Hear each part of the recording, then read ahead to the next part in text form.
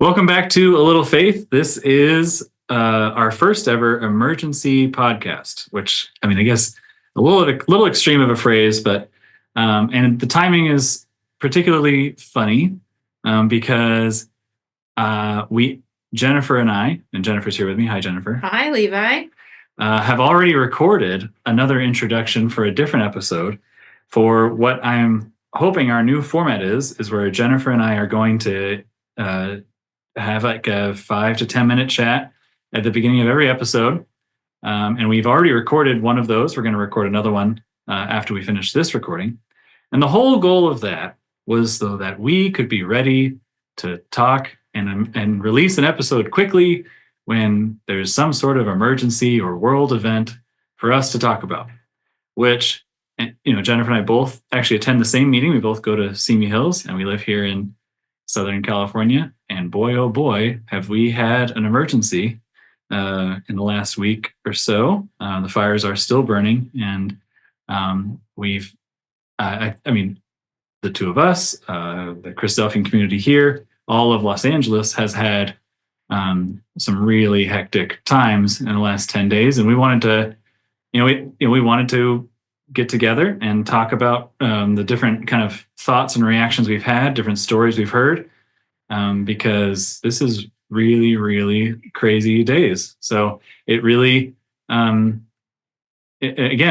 what I think is interesting or funny is that, we decided to start this new model of the podcast, and now we're going to introduce this new model with exactly the purpose of of that model. So I'm going to introduce Jennifer, give her a chance to kind of introduce herself quickly. But we've recorded already an episode, which will be released after this episode, which we recorded 4 weeks ago, where Jennifer will give some of the same introduction. So I'm excited to have Jennifer introduce herself, and then we'll kind of jump right into the fire. That's funny. That was a funny sentence. Jump right into the fire. Jump right into what to talk about the fire. So over to you, Jennifer. Who are you? I am Jennifer DeCossin. I don't know if it's warranted that you get to hear my introduction twice, but I am 55. I could be Levi's mother. I'm not quite, but I have kids that are close to Levi's age. So I have 3 children and 3 grandchildren, and been a sister here at Simi since my youngest was 8 months old. So we've been longtime members here at Simi Hills, and I was not raised Christadelphian. I was brought into the truth by my now husband, and we've been married for 33 years. So I've got a long time of Christadelphian experience under my belt, but that's basically it. I stay at home. I take care of the family. I have not worked in a long time, so just a different perspective. And my job in the ecclesia is hospitality. So lots of events and food. Well, I say this in the recording we took 4 weeks ago, but I'm very thankful that you've agreed to do this, and this is going to be very fun. Thank you, we Levi. have different perspectives. Anyways, let's get right to why news at hand here. Yeah, why we're meeting today. So we're recording this on Wednesday, the 15th. We started about 2:30 January 2025 of January, and the timestamp's important because I kind of want to jump back to last week. So I was back east still in New Jersey visiting some dear friends of Jess and I's. So it was very interesting to kind of react to the news from a distance. Again, to be clear, everyone in Simi Valley, there's about 200 Christadelphians actually that live kind of in Simi Valley or around there from different ecclesias, and no one ever was in threat here. The winds were extreme, which we'll talk about. The power was out at my house for about 3 days. And the news obviously was alarming. And I'm so thankful for all the love, and people checking in with Jess and I, and are you okay? How close are the fires to you? Because the size of these fires are very extreme and made sense for them to be national and international news. Like I heard from brothers and sisters from other countries. So what was it like for you? You were there, and We don't live in Simi Valley. We live in Chatsworth, which is probably 10 miles east in the San Fernando Valley. And the climate there's just a little bit different too. And where our house is located, we're a little bit closer to the mountains and the hillside. There is, I think, a smidge more of a fire risk where we live, but we don't have special insurance or anything for that. But it feels closer to the short landscape. But that first day, I don't remember hearing the news, but it's the wind. And it's an annual event having Santa Ana's here. It's something we know about. We know it's going to happen. When is it going to be? We always have warning. The weather tells you it's going to be a red flag warning, which I had to look this up. That it means that the fire is a possibility for fire is increased within the 24 hours of red flag. So that's always something that's noteworthy, but you don't change your lifestyle for it. So it's just kind of, oh, great, it's going to be really windy and the yard will be a mess. Right. And that's what it was for us. Winds woke us up very early in the morning. It was super windy at night and stuff had broken in the yard and, flower pots are all tipped over. And that's just annual event. I mean, it's not anything special, but then we saw the news that there was a fire, and then I saw someone posted something on Facebook, the whole town is gone. And I was like, well, that's I'm sure that's an exaggeration, but it really wasn't. I mean, maybe when they posted it, it was, but Palisades, the whole town, Pacific Palisades is gone.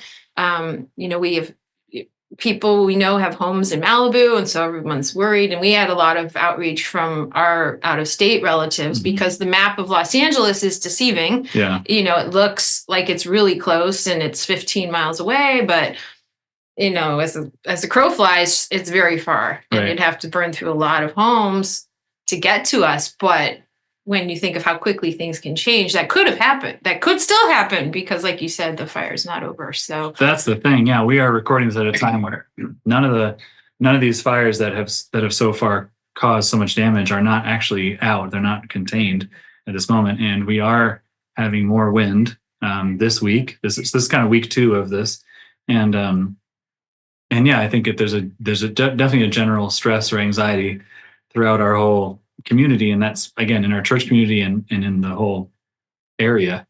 I do think it's something that you grow accustomed to because you live here. Yeah. And you know that fire danger could happen to you, but this particular fire, it scared us more because of the two different fires that consumed complete towns, which have never happened before.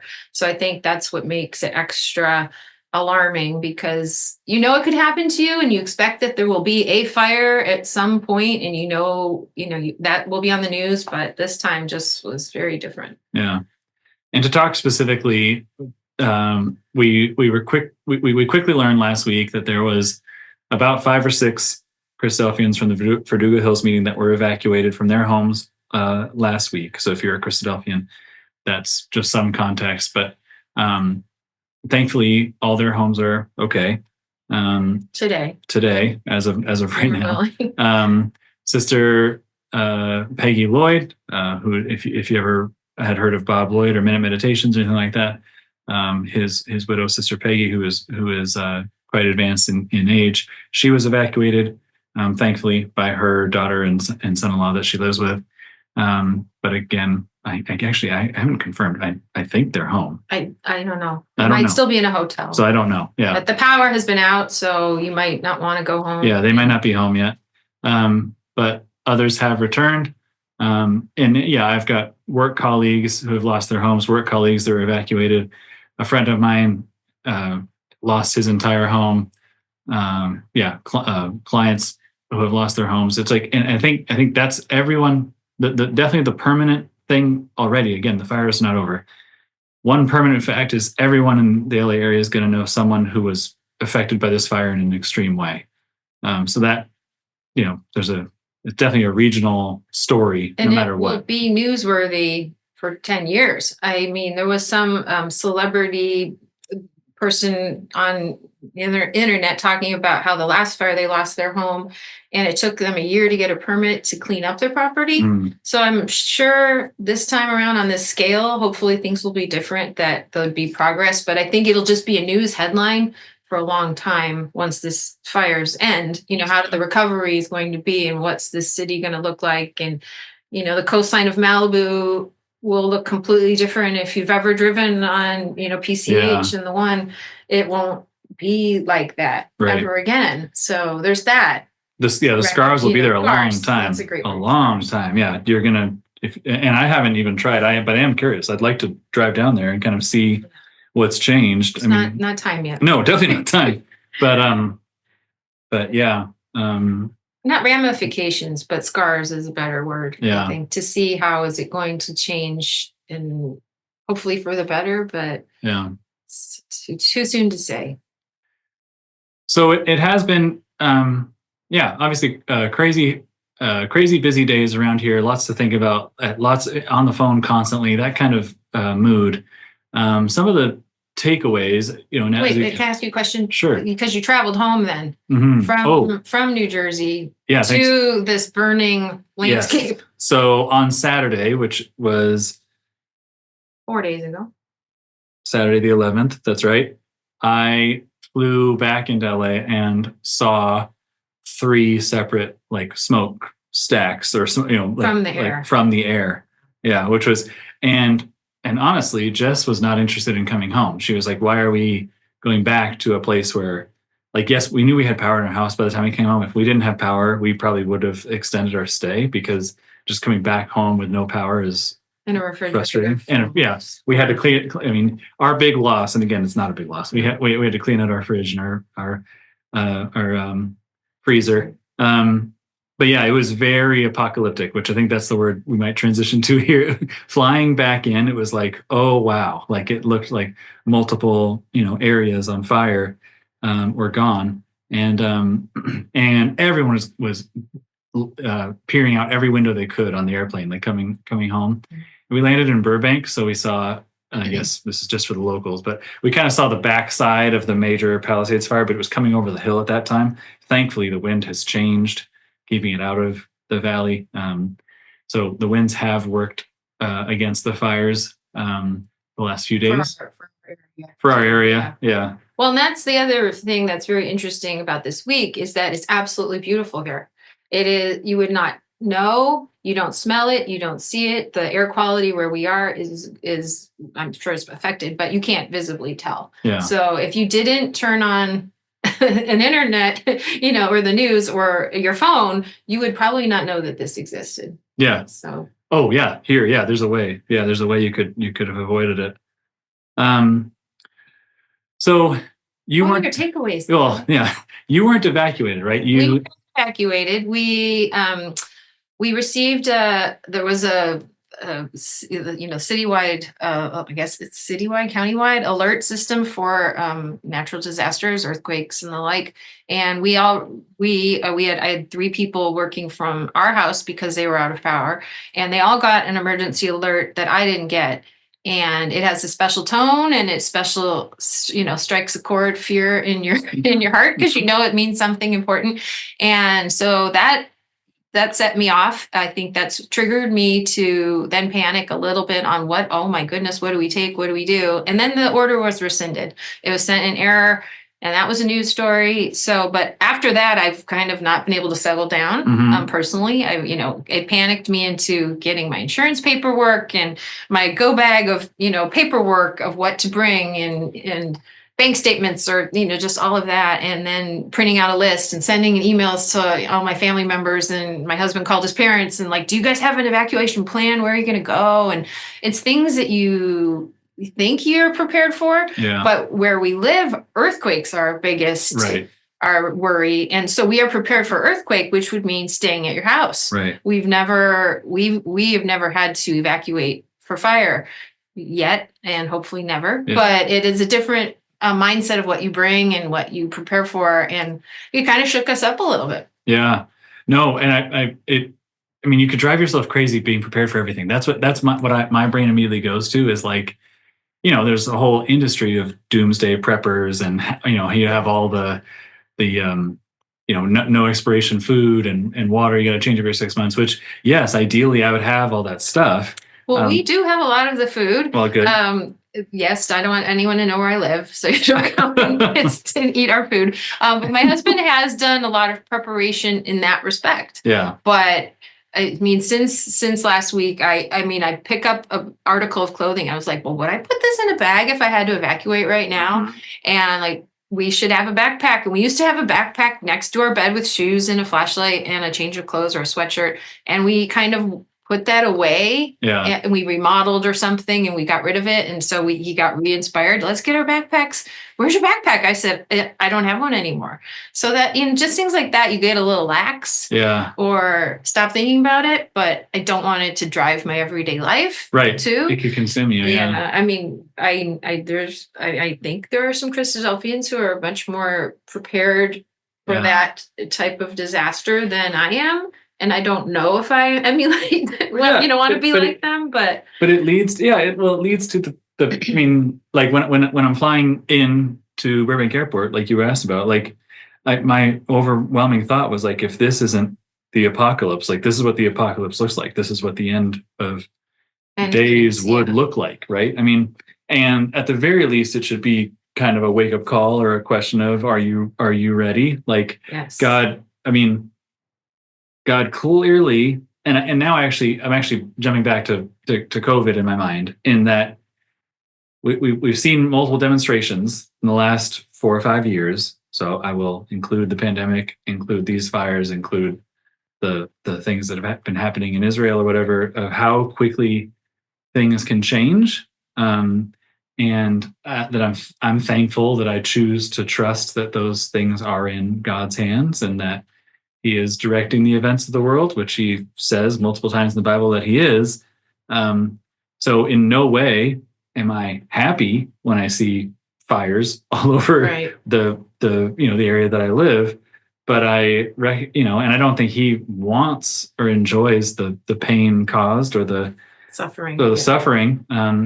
But I believe it's a better understanding to know that the whole world is in God's hands and that these things can happen, right? And so that, like, I mean, I guess what I'm saying is that if this isn't the end of times, which I would never say it is, this is probably what it looks like. Right. Or it's a taste. Right. This is what it kind of looks like. Right. Or and the emotional feeling is hopefully will be deeper than, I mean, we're a superficial level of how you prepared, because you can leave your house with just the clothes on your back, and I could probably find some place to go. Yeah. But if you read a evacuation plan on what to do to prepare, and if you have time, water down your shrubbery, take down your drapes. I mean, these are things that you really do at the last minute, right? And you can't prepare for that until it actually is coming to you. So that was a good lesson. There's like layers of preparation. Right. So, and how prepared are we for Christ's return? That shook me up too with that. Yeah. How prepared, and what am I praying for, and what do you take with you? Yeah. Yeah. I was evacuated from my house when I was a teenager, living with my parents, and they were out of town. So isn't that weird couple of years where my brother and I could be left. You're the adult. Yeah, my brother and I could be left at home alone. They were out of town, and it wasn't a mandatory evacuation. It was a voluntary evacuation. Warning. Yeah, evacuation warning. And so we packed the van. At the time, we had a minivan, and went to dinner at a friend's house and went back home. But we kept everything in the van for a few days. But that's all I'm pretty sure it was 2006. That's when that happened. Which again shows how long California's been dealing with this, but not fires like this. Extraordinary circumstances. Yeah, I think it is wise to consider what you would do, if you had to leave away. And the positive that it's just stuff. We just want our family safe, and everyone who loves us is the ones checking in on us. And I'm checking in on telling my kids who live out of state what's happening here, and not to unnecessarily worry them, but just so everyone's apprised, we're worried too. But I think that's the important things, that a house is just a house. Without the people in it, it doesn't mean much. So I think, good reminder of that too. Yeah. So my prayers have been with the firefighters as the fire continues, and just praying for the fires to be over, right, and for us to kind of close whatever further damage, would obviously be awful. And then after that, it's kind of odd because I do kind of enter a weird place where the so far the measured loss of life has been quite low, like as of today. And again, I don't like speaking statistics about 22 people who have died, right? But as a comparison, Hurricane Helene, which hit North Carolina, 2024, just last year, is nearly 200 people dead, and there's still homes without power and homes without running water, and so this, to keep perspective, this is going to be a very loud fire as far as media coverage because of how many famous people or rich people have been affected by this. And rich neighborhoods with rich deep neighborhoods. pockets. And Yeah. So, and that's a weird thing to balance because obviously I guess how I've been saying it is it's kind of quickly becoming an economic story, right? It's like there's estimates of it's 24 to 25 billion dollars with a B, billion dollars of property damage, which I'm in the insurance industry, is not an insurable amount. Like the federal government's going to have to step in. Well, there's a lot to be figured out from there, and that will affect it's all their neighbors. But it's all economics. It's like from that point, it just becomes this like, again, it's an econ story that'll be taught in economics courses in college. Like that's like as far as how it affects people physically and spiritually, which is, I think, our goal with this podcast is like, I don't know, to be seen, right? Like, I would hope that it is a wake up call. It is a demonstration of God's abilities, right? And my takeaway too is the community we have is so valuable to me. Having, brothers and sisters just comment and, checking in with everyone to see how you are and where are you in this situation is wonderful. I mean, having the support of the fellowship of worldwide believers who reach out to you, and just to know, hey, you live here.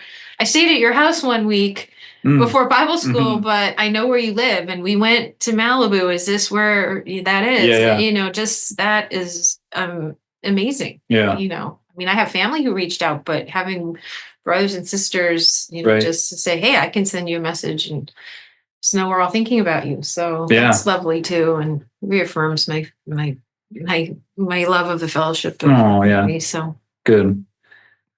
Yeah. Really been crazy. Really been busy. I hope it ends soon, and I hope it's over peacefully, and we don't have to have another emergency podcast next week of a part 2 episode. Yeah. But they're so good at handling these things that it should resolve. But so I guess let's close there with, I would encourage people, if you're listening to this, we hope to get it up by Friday, which it would be the 17th. Is to pray for the firefighters and to pray that the fires have ended.